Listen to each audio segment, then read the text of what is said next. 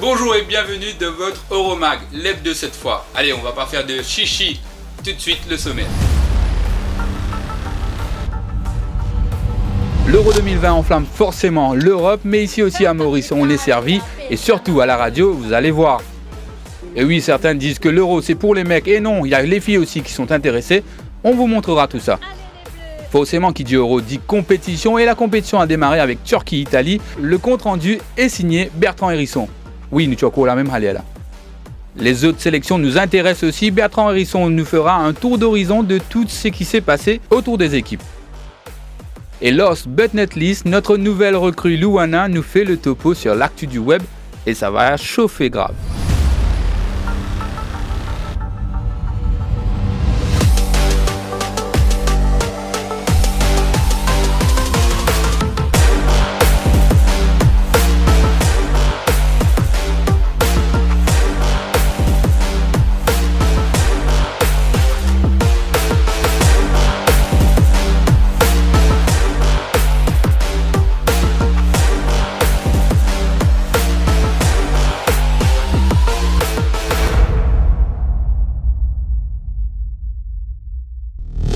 Et oui, l'Euro est déjà là, nous tu attends, ni pendant 5 ans, ça fait l'ennemi, et nous paraît, bon monsieur, l'Euro est fini arrivé. Enfin, tu vas attendre, aïe là.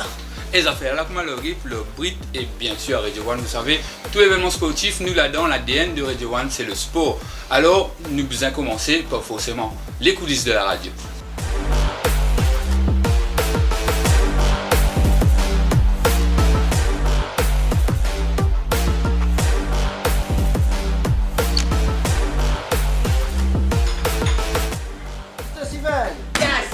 Alors, Euro 2020, t'es un fan d'Italie d'après ce que vous entendez? Ouais. Alors, qui te peut attendre de sa compétition de l'Italie? Mais l'Italie gagne, Coupe d'Europe. Donc, nous attendons plus qu'il y a un an, donc 5 ans. 5 ans, c'était là. Comment tu veux vivre ça, Euro là? Mais oui, une bataille qui nous gagne en Coupe de Héros. Ouais, nous deux années, nous gagnons en Coupe, nous correct nous. Mais nous avons bon jeu et nous sommes capables de manger et nous sommes capables de l'équipe qui est là. Salut Gab, ça va? Bonjour. Tu vas bien? Ça va très bien. Alors, Gab, je sais que tu es supporter de la France, tu t'attends à quoi? Justement, tu t'attends à quoi de l'équipe de France en fait? De faire mieux qu'à l'Euro 2016. La déception, c'est la finale perdue.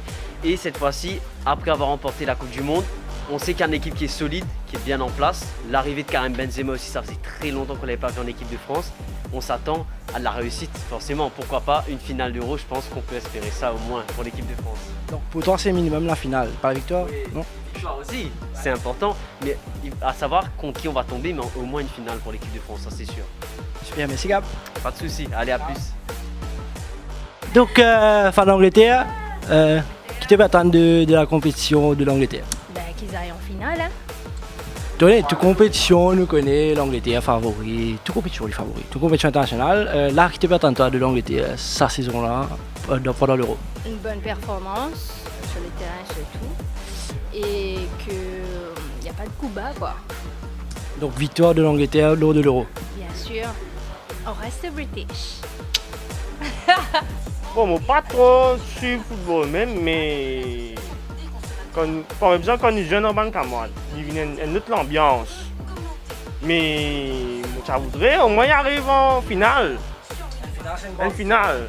Mais si gagner notre affaire, là, nous organiser, là, nous fêter bien. Comment bien. Chacun de notre équipe. Voilà. Italia, pizza, macaroni, spaghetti. Tu peux nous citer deux jeux de... Lewandowski.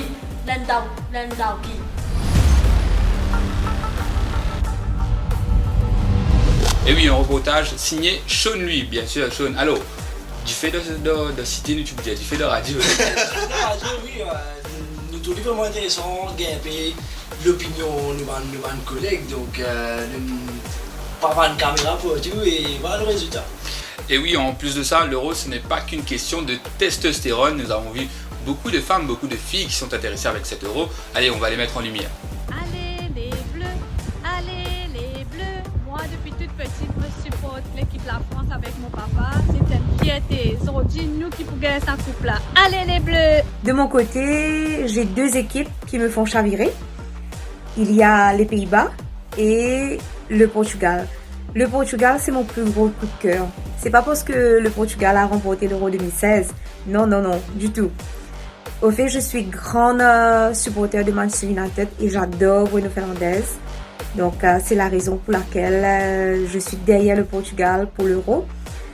J'adore voir évoluer ce joueur sur le terrain. Comme on l'appelle, c'est le playmaker. Et je pense, au fait, je suis sûre qu'avec l'équipe portugaise, il va être aussi bon que quand il joue avec Manchester United, peut-être encore mieux. Et il faut dire aussi que l'équipe du Portugal, c'est une équipe qui est assez complète.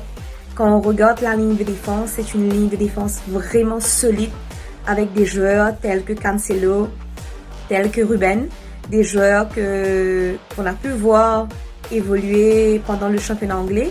Pour ceux qui ont eu l'occasion de suivre le championnat anglais, ce sont des joueurs qui ont fait un parcours vraiment remarquable. Et je pense qu'ils vont pouvoir faire la différence pendant l'Euro 2020.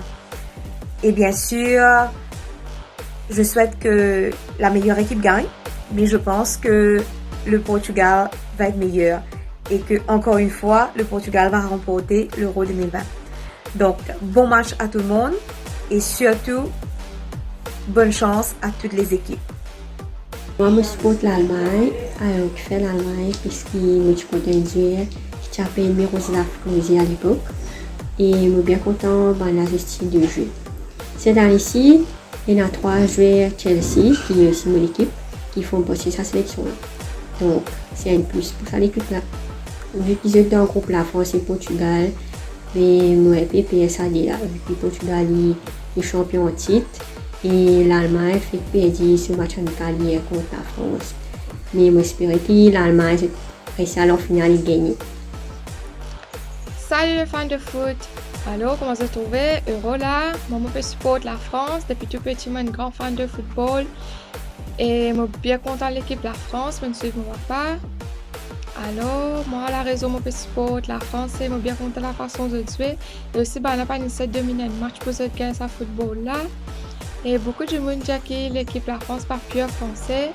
Mais moi, je trouve Venezuela bien mérité. Et pour terminer, je me méfie Portugal, pas PSG, mais méfier eux. Parce que les Venezuela extra bon. Ils défense, ils mid, ils attaque tout bon même. Et aussi, c'est l'équipe qui bat nous finale Euro 2016. Alors, moi, je dis l'équipe, bon courage. Que le meilleur gagne. Allez les Bleus! Sans transition, on parle de foot cette fois-ci avec le début de cet Euro 2020 avec Turquie-Italie. Alors, Turquie-Italie, ça fait la tissot. Ça fait la tissot et c'est surtout un match qui tout le monde peut attendre, non seulement parce que c'était la première rencontre de cet Euro, mais aussi la rencontre entre des équipes qui peut envie de gagner, qui peut envie de décrocher le premier point là, mais nous était justement qui n'est arrivé. Une victoire était impérative pour donner le ton de cet Euro, et l'Italie l'a fait avec brio. Victoire 3-0 sur la Turquie après une première période maîtrisée par la défense turque, mais entachée par une décision arbitrale. Contre toute attente, la squadra azzurra profite d'un but contre son camp de Demiral pour mener au score. Ciro Immobile double la marque à la 66e minute avant le bijou collectif des hommes de Mancini conclu par Lorenzo Insigne. 3 points en poche, l'Italie prend une belle option pour la qualification pour le prochain tour. Et la compétition qui se poursuit donc aujourd'hui avec la fin de cette première journée en groupe A, avec à 17h le Pays de Galles de Gareth Bale qui sera face aux Helvètes de Suisse, puis les débuts des hostilités dans le groupe A avec à 20h le Danemark qui sera face à la Finlande, mais surtout à 23h Sean, la Belgique face à la Russie. Ouais, ce sera vraiment le match à suivre de la soirée, 23h, Belgique-Russie. Bon, la Belgique est un peu décimée par quelques joueurs, quelques blessés, la Russie en quête de solidité de tout part en fait. Ne pas dire plus, non laisse balader pour tout. Allez. Belgique-Russie, ce match s'annonce comme l'un des chocs du groupe B et aussi de la journée. Les Diables Rouges aborderont ce match avec plusieurs hicks. En premier lieu, l'absence de Kevin De Bruyne qui pèsera lourd sur la balance dans le dispositif offensif. Opéré à l'arcade durant la semaine, ce dernier manquera probablement ce premier match de la Belgique. Les espoirs belges seront donc de mise sur l'étoile montante, en l'occurrence Yuri Tielemans, qui sera chargé de l'animation offensive aux côtés d'un certain Romelu Lukaku, buteur au dernier match amical des Diables Rouges. Et bien évidemment, la grande star Eden Hazard sera lui de retour et pourrait grappiller quelques minutes durant ce match. Mais attention, la Russie n'est pas à prendre à la légère. Nous trouvons qu'ils ont fait dernière Coupe du Monde. Deuxième de ce groupe A, la Russie a réalisé une superbe édition pour malheureusement s'incliner en quart de finale. Mais bon, la tâche s'annonce encore plus compliquée cette fois, surtout avec une équipe en manque de repères ces derniers mois. De la défense au milieu et en attaque, la Russie dispose d'un matériel fort intéressant, mais il faudra trouver la bonne alchimie. Le tandem Alexander Golovin-Artem Dzyuba est très efficace, mais le souci c'est qu'il est assez prévisible. Mais bonne nouvelle, Denis Cheryshev, qui a connu des blessures depuis plusieurs années, peut apporter un autre registre dans l'animation offensive. Bon, la Belgique est bien évidemment cotée comme favori de ce match, mais voilà, la Russie est renommée pour déjouer les pronostics. Qui démarre à 7 € sur les chapeaux de roue, réponse ce soir à partir de 23 h. Allez, pas besoin de notre coach maison, Joe Tsoupoula aussi s'est intéressé à ce match. Alors Belgique-Russie, un match important pour les deux équipes. C'est un match qui va se jouer entre normalement les deux équipes qui doivent espérer passer le prochain tour. Donc ça tombe bien parce que c'est aussi le premier match du groupe, donc ça va directement mettre les bases de l'aventure européenne. Donc ça c'est très intéressant. Au niveau de la Belgique, je pense une équipe qui est très talentueuse. Tout le monde connaît le talent de cette équipe-là. Mais c'est une équipe qui a jusqu'à présent été dans les moments importants d'une compétition toujours un peu compliquée. Donc là, ils tombent dans un groupe où normalement ça devrait passer. Donc on va voir un peu. Après, il y a cette équipe de Russie qui, à mon sens, a fait une très belle préparation, qui a fait une phase qualificative pour cet Euro qui est assez intéressante, avec une équipe qui est assez compacte, assez solide. Je crois que ce sont des joueurs qui ont quand même une moyenne d'âge assez importante pour ce genre de compétition-là. Donc je pense que c'est un match qui va se jouer sur des petits détails. Alors en ce qui concerne la tactique, je pense que d'un côté on a un 3-4-3, voire un 4-3-3 du côté de la Belgique. Et de l'autre côté, on a cette équipe de Russie qui est capable de jouer en 4-4-2, qui est capable de jouer en 4-2-3-1. Donc c'est une équipe qui va être assez intéressante de voir comment ils peuvent contrecarrer cette équipe de Belgique. Alors après, au niveau des joueurs, je pense qu'il y a, au niveau de la Belgique, on sait qu'il y a deux grands joueurs. Il y a deux grands joueurs au niveau du nom. Il y a Eden Hazard qui malheureusement n'a pas fait une saison, je vais dire, intercellente au niveau du Real Madrid. Donc ça a été un peu plus compliqué pour lui. Il est revenu un peu sur les matchs de préparation. Donc on va voir un peu comment il va se remettre. Et après, la pièce maîtresse de cette équipe de Belgique est Kevin De Bruyne, qui malheureusement ne sera pas là pour le premier voire le deuxième match. Donc je pense que pour le sélectionneur belge, ça va être important d'articuler son équipe autour des garçons comme Lukaku, qui vient de terminer un championnat d'Italie en grande pompe. Et je pense aussi à Yannick Carrasco qui est champion d'Espagne avec l'Atlético de Madrid. Donc ces deux joueurs-là peuvent apporter un plus au niveau de l'équipe de Belgique. Et après, au niveau de la Russie, on sait qu'il y a des vieux briscards qui sont là, notamment l'attaquant qui est capable, lui, de faire la différence. Donc je pense que c'est un match qui va être un match, je ne vais pas dire serré, parce que ça va être un premier match. Donc qui dit premier match, il faut rapidement se mettre trouver le bon rythme et se mettre aussi trouver la bonne manière de pouvoir commencer la compétition. Donc je pense que c'est un match intéressant et qui, à mon sens, va être important, surtout pour la première place. Quand on sait que la première place va te permettre de jouer contre le troisième classé des autres groupes en évitant justement le groupe F. Donc c'est un match intéressant. Vous l'avez compris donc, ce Belgique-Russie sera extrêmement intéressant. Sean et Joe vous l'a dit, et forcément quand nous dit Alice, c'est vrai. Allez, la compétition qui va continuer se poursuivre sur ce week-end avec forcément dans le groupe C cette fois-ci, avec les Pays-Bas qui seront en lice, et puis dans le groupe D, l'Angleterre dimanche. Le match que tout le monde attend, forcément celui du groupe de la mort avec le groupe F, le premier gros choc de cet Euro avec ton équipe Bertrand, l'équipe de France, qui joue face à l'Allemagne, Maudit. Ouais, mon pas français, mais enfin un match football football. C'est le premier match que tout le monde attend. Donc c'est un remake des quarts de finale de la Coupe du Monde, un remake des demi-finales de la dernière édition de l'Euro. Mais tout le monde pétille qui voilà la France favori. Mais il ne faut pas sous-estimer cette équipe allemande. Qui, on le sait, est en reconstruction. Mais ouais, finira quand même un peu l'année quand finira cette reconstruction avec un jeune qui fait bien fort depuis quelques temps. Mais nous guette justement qui est arrivé avec le retour de Benzema, qui est arrivé dans cette équipe de France et surtout cette équipe allemande. C'est le premier choc de cet Euro 2020, l'opposition entre la France et l'Allemagne. Une affiche symbolique comme le quart de finale remporté par la Mannschaft au Mondial 2014 et la demi-finale gagnée par les Bleus à l'Euro 2016. Cette année, auréolé de son titre de champion du monde et de vice-champion d'Europe, le groupe français s'avance comme favori pour la compétition et cette opposition contre le groupe de Joachim Löw s'annonce déjà comme un premier véritable défi. Déjà le premier match, c'est l'Allemagne. Donc c'est du gros, on dit c'est du lourd. C'est du lourd et on veut bien commencer. On veut très bien commencer avec un résultat positif qui est une victoire, bien sûr. Les grosses compétitions comme ça, il n'y a pas de petites équipes. Et tu commences contre une grosse équipe et il n'y a pas de temps d'adaptation, on s'adapte un peu à l'Euro, comment ça va se passer. Non, c'est du direct, c'est du gros et il va falloir un résultat directement. Et ça, c'est un bon test pour nous aussi.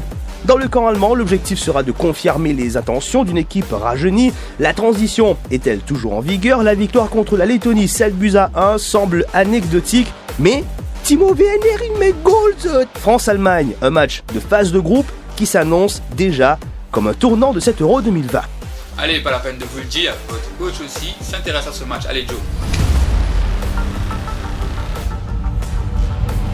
Alors, France-Allemagne, voilà, c'est un match un peu qui... c'est bizarre de voir ce genre de match-là au premier tour. En général, ce sont des matchs qu'on retrouve en huitième, en quart, en demi, voire en finale.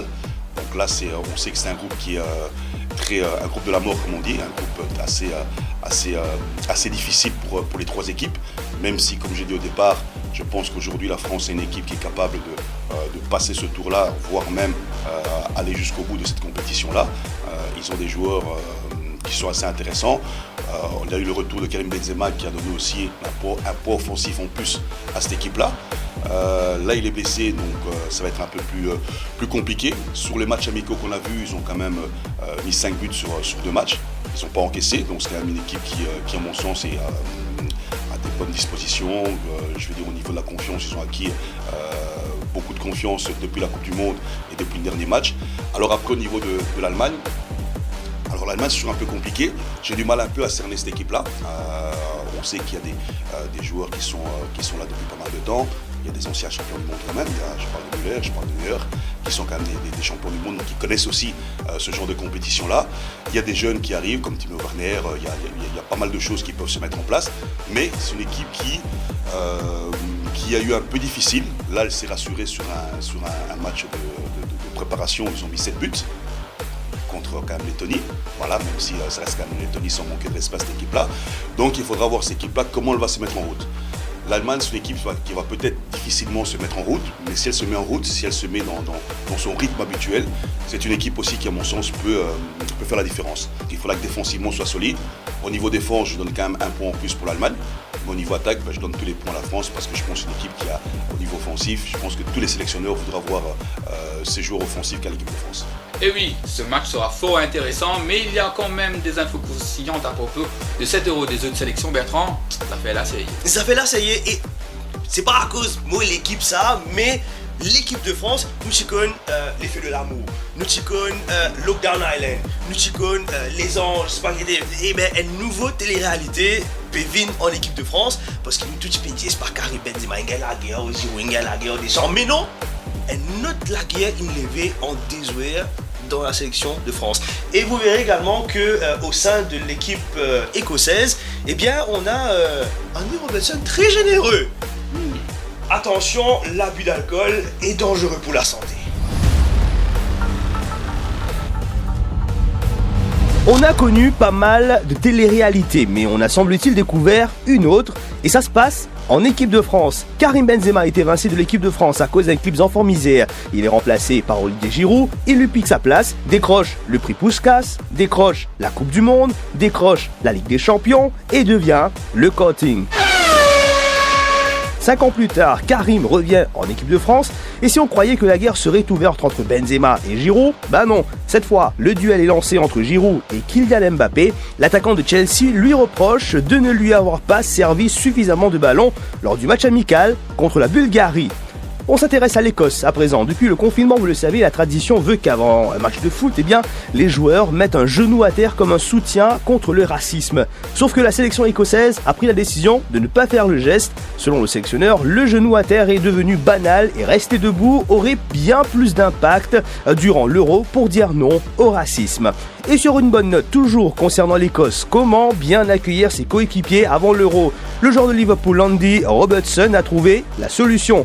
Le capitaine a offert, attention, un smartwatch, nous pas qu'à le dire moque là, mais un pomme là. Une bouteille whisky, ça mène à un jour paiement aussi, et les couleurs blés s'il vous plaît. Un jeu vidéo, une boisson alcoolisée, nous pas qu'à le dire ce nom. Bref, l'abus d'alcool est dangereux pour la santé. Bon, messieurs, vous avez un petit cadeau pour moi par hasard, non? Non, mais Allez, si, on va vous dire le message Twitter. Allez, et justement, cette nouvelle décalée, c'est la spécialité de notre nouvelle recrue. Elle s'appelle Douana Lodoska. Appréciée. 51 matchs, oui, dans 11 villes réparties, attention, sur 11 pays différents, on en parle. On va suivre tout ça pour vous, ce programme de cette compétition exceptionnelle. Vous êtes, nous n'attendons 5 ans quand même pour nous capables. Retrouve nos bons joueurs par rapport à l'Euro 2020 en cette année 2021 avec les résultats à suivre, bien évidemment, sur Radio One dans votre Euromag. Et forcément, pourquoi moi je suis là? Enfin, pas par rapport au foot, sauf si c'est pour voir les garçons sur le terrain. Attention, moi je suis là surtout c'est pour les à côté de l'Euro, comme Fabrice vous l'a dit. Et on démarre avec la photo de la semaine, c'est parti. Vous l'avez vu, c'est Phil Foden. Attention, il se tient les cheveux. Et vous savez quoi? C'est surtout, il se teint les cheveux, on est d'accord, pour rendre hommage ici à Paul Gascoigne, l'Angleterre qui affrontera bientôt l'Écosse à Wembley lors du prochain match dans le groupe D. Attention, un match à suivre. Et vous savez quoi? Ce match dans lequel Gascoigne, à l'époque, il avait brillé, c'était dans l'Euro 1996, bien longtemps. Donc c'est un peu un petit remake, quoi dire. Du coup, Phil Foden, bel intense CV, blond platine, rien que ça. Bon, en même temps, ça lui va, on est d'accord. Ça rappelle aussi que Foden, rien que ça, est le joueur, tenez-vous bien, le plus cher de l'Europe. Kylian Mbappé, comme la cachette. Et lui, pendant ce temps, attention, un joli cadeau qu'il a fait à ses compatriotes. Je vous parle du footballeur Adil Rami. À défaut d'être, allons dire, ou du moins d'avoir un grand rôle sur le terrain, Adil Rami reste l'ambianceur, oui, de l'équipe de France. On se rappelle encore de lui, tu te rappelles, Coupe du Monde 2018, tout ça là, victoire des Bleus. Rappelez-vous justement de ceci. C'est parti, un petit récap. Ça va sonner. Le défenseur français s'était alors mené avec un extincteur, rien que ça, en jouant les Ghostbusters, avant que l'alarme en fait incendiée de l'hôtel, donc déclenché, claque-pas tout du monde galopé bourré, enfin bref, voilà. Du coup, Adil Rami va envoyer, écoutez bien, tenez-vous bien, 26 extincteurs personnalisés pour cet Euro 2020-2021. Comme quoi, il n'a pas perdu son sens de l'humour, on est d'accord. Connaissez-vous le ballon le plus gros de l'histoire du foot? Ça se trouve au Danemark. Et là, c'est la marque Lego, surtout, qui prend les mérites. Regardez ceci.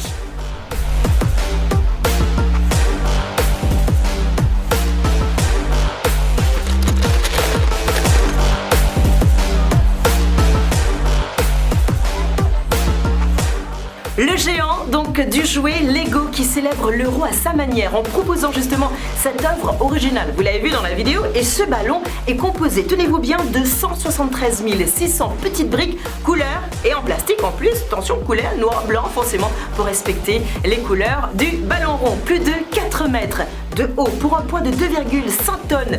Ballon dont les pièces ont été assemblées par plusieurs employés, des dizaines même, et ça a pris 150 heures de travail. Rien que ça, en tout cas c'est magnifique et ça nous vient du Danemark, je le rappelle. Il va être quand même difficile de tirer dans ce ballon XXL.